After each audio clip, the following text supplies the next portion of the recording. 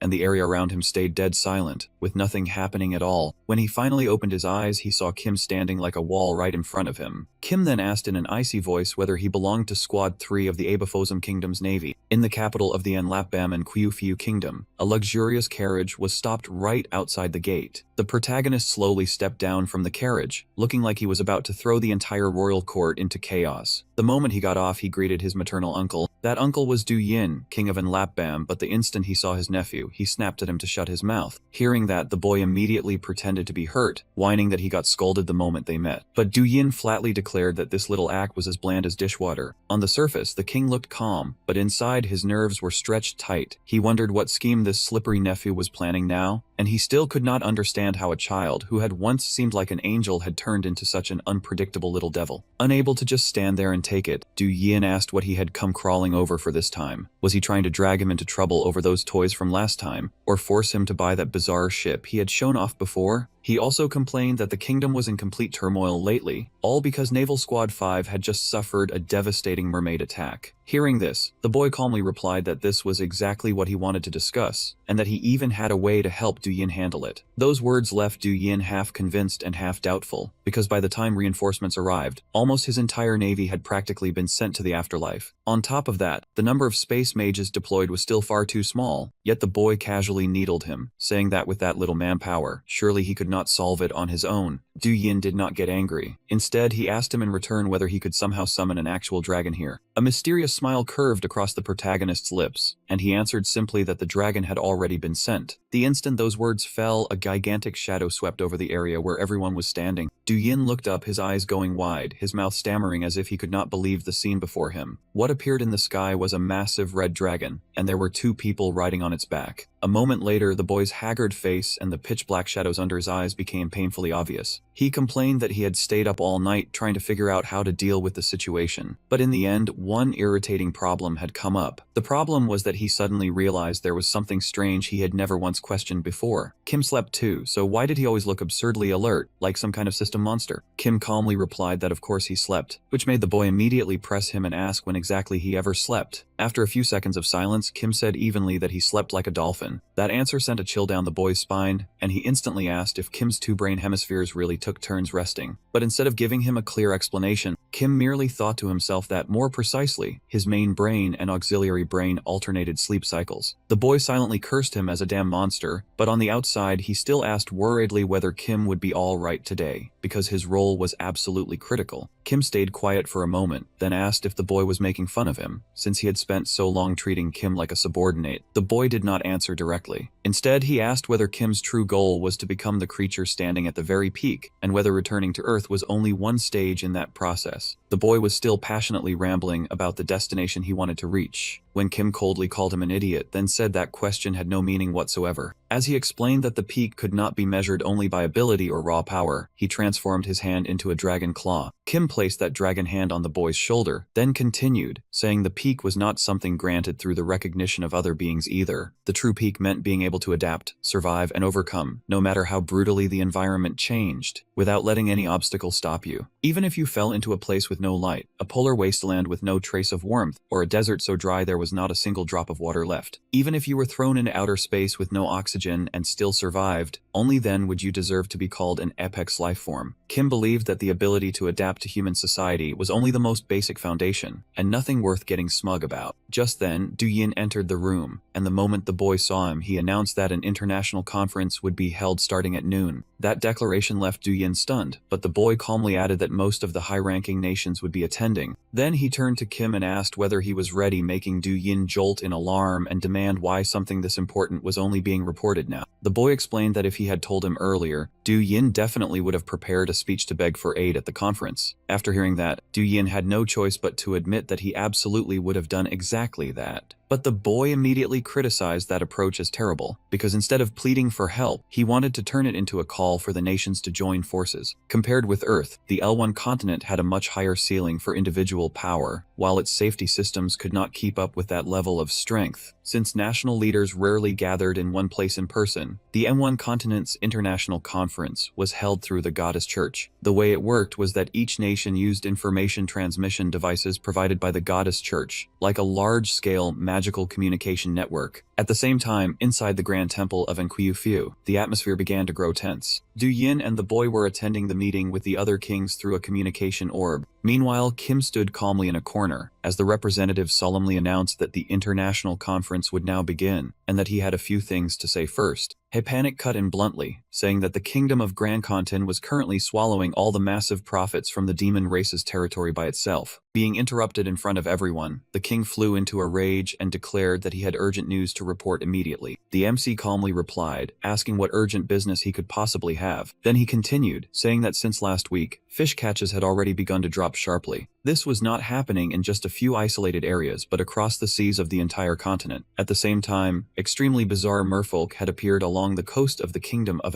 Lam. Hearing this, Yu Yin immediately grew anxious and asked the kings present whether any of them had received a plea for aid from his kingdom. One king answered frankly that, as far as he knew, no one had sent any reinforcements at all. He even laughed, saying he knew the fish catch was declining too, but had only treated it as a temporary issue. On top of that, he mocked Yu Yin, asking whether the kingdom of Lam did not possess the strongest navy in the world. Yu Yin forced down his embarrassment and said coldly that even if they marched out as reinforcements, they would only add a few more corpses to the sea and change nothing. Another king spoke up and questioned whether the alliance's duty was not supposed to concern only the demon king. At that exact moment, the young man stepped forward and spoke. He stated with absolute certainty that this incident was indeed connected to the demon king. The moment those words landed, the entire hall was shaken. Everyone asked in confusion whether this matter was truly tied to the demon king. Someone even snapped at him, asking whether he had any witnesses or concrete evidence. He answered calmly that of course he did. After that, he called out the person standing leisurely in a corner and told him to come forward. The man immediately moved toward the conference. Then he stepped straight into the circle of discussion among the kings. Next, in his capacity as an honorary cleric of the Sacred Sword Church, he swore before the goddess that everything he was about to say was the truth, without even half a word of falsehood. In that instant, a halo of light suddenly flared up, and that radiance came from his own body. This was known as the Declaration of Truth, a miracle granted by a transcendent existence like a deity. The one making the declaration would be enveloped in divine light. That light was the goddess's protection, ensuring that every spoken word was true. If the declarant dared to lie, the price would be death by the goddess's punishment. Within the range of this light, all skills were nullified. However, no one could attack the person performing the declaration of truth. At this point, he continued to confirm that everything the young man had just said was completely true. He said the reason the fish catch had plummeted was because of the merfolk. He had witnessed it with his own eyes, and he confirmed that this incident was directly connected to the Demon King. Not only that, he had also seen that those merfolk possessed an extremely abnormal form. According to him, their very existence defied the will of the gods. He explained that he had once infiltrated their base and witnessed the entire situation firsthand. As he spoke, the young man stared tensely at the light of truth, trembling every time the light wavered. Meanwhile, the man kept talking without pause, insisting that the merfolk's origin was linked to the Demon King. Even though the young man was so nervous he could barely sit still, the light of truth continued to shine around the man. A moment later, the light surrounding Yu Yin faded away, but he remained completely unharmed. Right after that, he opened his eyes and a cold, sharp aura showed in his gaze. His expression became more solemn than ever, and he firmly stated that he had seen those merfolk with his own eyes. What he was most certain of was that they truly were connected to the Demon King. The fish he had created were originally meant to conquer the Demon King, so naturally, they had nothing to do with this incident. After returning to his usual calm demeanor, he closed his eyes and continued, saying that given the strange appearance of those merfolk, their existence was clearly something that went against divine will. Seeing him lie without the slightest change in expression, the young man felt a little intimidated. In his heart, he thought that those merfolk had been modeled after mythology, and since the goddess had once said that the time for their appearance had not yet come, the man's explanation actually sounded reasonable. He went on to say that he had infiltrated their base, which was how he personally confirmed that their existence shared the same origin as the Demon King. According to the information he had obtained, that base was the aircraft carrier Asong, and both Demon Kings were beings who came from Earth. From that, it could be inferred that they also originated from Earth. Hearing this, everyone in the meeting fell completely silent. According to him, by connecting the clues, one could imagine that these monsters had been created before the Demon King's death, then assigned the mission of attacking humanity. At this point, one king in the conference suddenly spoke, cold sweat breaking out as he lowered his head. If what had just been said was true, then forming an alliance was unavoidable. And if an alliance was formed, who would be its leader? The young man immediately spoke up, saying that the kingdom of Enbaplam was the most suitable choice. The reason was obvious. Even though it was the nation suffering the heaviest damage, its navy was still the strongest, and it was also the party directly involved in this incident. After hearing his analysis, everyone present felt that it made sense, so they agreed to the proposal one after another. Only then did Yin speak, hoping that everyone would accept that suggestion. And so Yin finally achieved his goal and secured the aid he needed. However, when he looked toward the young man, his eyes were still filled with suspicion, unable to guess what scheme the young man was plotting. The young man was still smiling before the assembled kings, but inwardly he was secretly delighted. Everything had unfolded exactly according to plan, and the allied army was officially formed. Meanwhile, the demonic ship was drifting on the surface of the sea. It was supposed to search for mineral deposits, but now it had shifted its target to attacking the kingdom of Enbaplam. The merfolk flooded onto the shore and attacked humans in a frenzy. They believed that instead of wasting effort searching for mineral deposits on the ocean floor, it would be far more efficient to steal already refined minerals directly. Moreover, in their eyes, the creatures blocking their path were not worth worrying about at all. The savage merfolk charged in and slaughtered humans without hesitation. But because they were far weaker than the clone army, wiping them out was all that needed to be done. Just then, gigantic red dragon-like creature suddenly appeared and swept away the entire clone army. Unable to control this monster, the App's military ship immediately manufactured a large number of fighter jets to deal with it. Half a year later, he sat silently beneath the freezing wind and snow. His eyes were tightly shut, as if he were tracing the trail of something across the vast otherworld. All of a sudden, his eyes snapped open. At the bottom of the sea, a school of fish had appeared, and beside them was a ship. He had seen it. In the waters of the kingdom of Enbaplam, A colossal warship was cutting through the waves and sailing out to sea amid a raging snowstorm. Jin was in the middle of the operation, while Panic stepped beside the Grand Admiral personally at the helm and quietly reminded him that the time had come. On the continent of Elmuth, the supreme commander of the Allied forces was Grand Admiral Azitman. After hearing Panic's report, he simply replied that he understood, but that calm expression quickly vanished. He knew all too well that the fleet was about to launch its assault on the merfolk base, and the horde of monsters lurking on the seafloor. Without hesitation, the Grand Admiral immediately ordered 2 warships to advance and scout the situation ahead. The Allied forces had now received massive aid from the kingdom, upgrading both their technology and equipment. The ships began diving deep into the sea, heading straight for the target. Every warship was fitted with heavy weapons, carrying enough firepower to crush an entire swarm of monsters if they fired all at once. But the moment he remembered the protagonist's cold face and blazing eyes, a shiver unconsciously ran down the Admiral's spine, because what had been brought onto this battlefield was not just weapons, but also beings far beyond common sense. As he piloted the warship, he thought to himself that without the new technology and that boy's help, the kingdom of Ambabla might have already been wiped off the map. Perhaps the pressure was too much, because he had almost fallen into a state of anxiety, with countless theories flashing through his mind. Reaching this level of technology in just half a year was already unimaginable. Even more suspicious, Prince Edward seemed to be hiding far too many secrets. Just then, a shout rang out from the deck, reporting that the reconnaissance warship had returned. It had only been gone for a short while, yet that ship hurriedly appeared before the entire fleet. But when he saw its condition clearly, the Grand Admiral was so shocked that the cigarette nearly fell from his mouth. A red flag was fluttering on the mast, the signal for an emergency. Following the Admiral's order, a wave of fighter planes immediately took off, storming forward like a hurricane. But while the formation was still accelerating, a terrifying explosion suddenly tore through the sky. From the burst of smoke, a gigantic purple monster surfaced, its body covered in tentacles, as it frantically lashed out at every aircraft closing in. A trembling Navy soldier raised a recording orb, and inside it was the twisted figure of that monster in full view. He stammered a report, saying this was the bizarre image the scout team had recorded earlier. Those words sent chills down the spines of everyone present, cold sweat pouring nonstop. How could something like that exist here? The Navy soldier immediately shouted toward the Admiral, urgently demanding that the entire fleet retreat at once. Hearing his subordinate say that, the Admiral froze for a moment, then barked at him to return to his post, because way before them was a rare chance to counterattack. Suddenly, a dragon shot over their heads and landed briefly on the side of the ship. It was the protagonist in his transformed form, leaving the Admiral unable to understand why he would act like this. In the blink of an eye, he vanished from sight, moving so fast he left no trace behind. The scene before him threw the Admiral into complete confusion, and he could not grasp what was actually happening. He snapped around and questioned the prince, asking if he understood how serious the current situation was. Why had he allowed the protagonist to charge into the battlefield alone? Faced with that rebuke, the prince remained calm and answered that he understood. But with the situation as it was, even he could not yet determine what that octopus monster truly was. He gave a faint smile and said that was exactly why he had brought the protagonist all the way here. Now their only choice was to place their faith in him. Rewinding time a little, back when everyone was still observing the monster through the recording orb,